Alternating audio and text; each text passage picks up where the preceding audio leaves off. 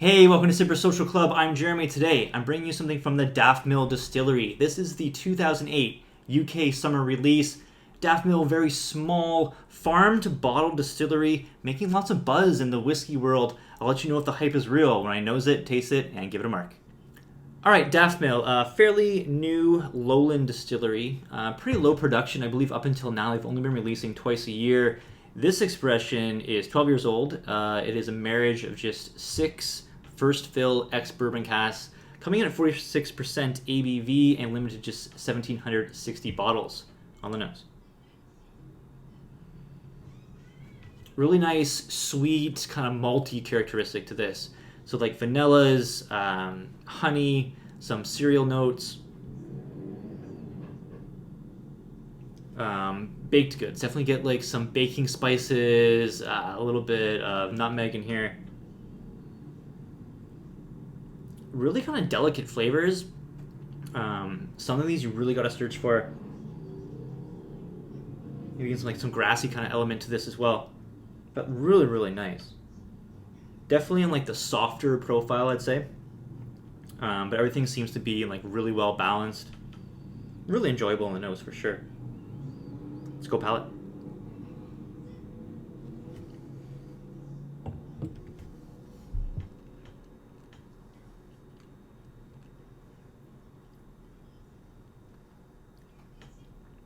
So all those elements I was getting in the nose also carry over to the palate. The maltiness, the sweetness, that honey note is really, really nice on the finish, really rich, rich honey note. Caramel in there, and then a little bit of fruit on the finish.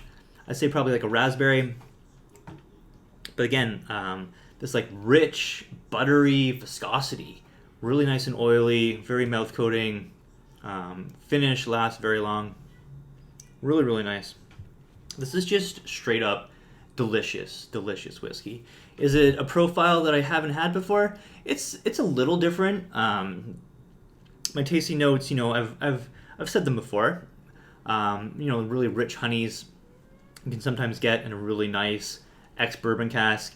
You can definitely tell that they've used some really, really nice casks for this. Source good casks, you get a good product, with some good distillate. Really impressed with first impressions of this. And, at first glance, you might just take a look at it and think, it's not super complex, but what you're getting is really, really nice. Then you dig a little bit more, some more notes start to come out. A little bit of maple syrup perhaps on that finish, a little more fruit characteristic, maybe some more kind of like tropical fruits. They just keep popping up, and that's what I really like about a whiskey. Something that's going to give you something maybe just a little bit different each sip you take. And you kind of really got to dig in there and pull some stuff out. So yeah, first glance, I remember with this neck pour, I thought it was just straight up delicious whiskey. I wasn't thinking that maybe it was something super complex, but you spend a little time with this one and you get to know it a little bit better, and it's a really cool expression. Score-wise for me on this one, I'm going 88.5 out of 100. Very well deserved. Like I said, just straight up delicious whiskey. I wish I could source this as like an everyday drinker, because it would just be a perfect profile to go to. Something maybe a little more on the softer side, the delicate side, the kind of that lowland style. I haven't had too much experience with lowland whiskeys, but this one is just really, really delicious stuff. Let's talk value on this. I had to pay full secondary price for these. Like I said, very, very limited releases. I paid $250 for this. Now that is a little bit more than double retail. I think these things retailed for around £90 in the UK. But to get a UK release into the States and then into Canada, definitely got to pay a premium. I'm glad I did it. I would not pay that price again. I would definitely pay over retail for this, because I think you get an experience that is worthwhile. So I'm going to take off a mark and a half. Let's bring this down to 87 out of 100. If I could source this, for retail price, I would be all over it. Unfortunately, I'm not going to pay that price again for this, but I'm glad that I did to have the experience, because it is very, very nice whiskey.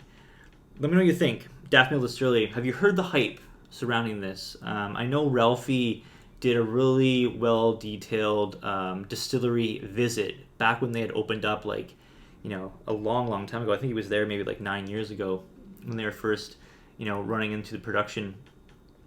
So I recommend checking that out. Actually, I'll link to it in the description down below. You can check that out. It's really cool. Really nice looking distillery too. Have you heard the hype around Daftmill Distillery? If you haven't, let me know what your favorite lowland whiskey is in the comments down below. As always, guys, have a good one. If you like this video, give it a thumbs up. If you like kind of reviews of maybe smaller distilleries, let me know in the comments down below as well. It was one of the requests from the Patreons to maybe explore some of the lesser well-known distilleries that are making a little bit of buzz in the whiskey world. So if you like this kind of review, let me know in the comments. Give me a thumbs up if you like it. And until then, I'll see you next time, guys. Cheers.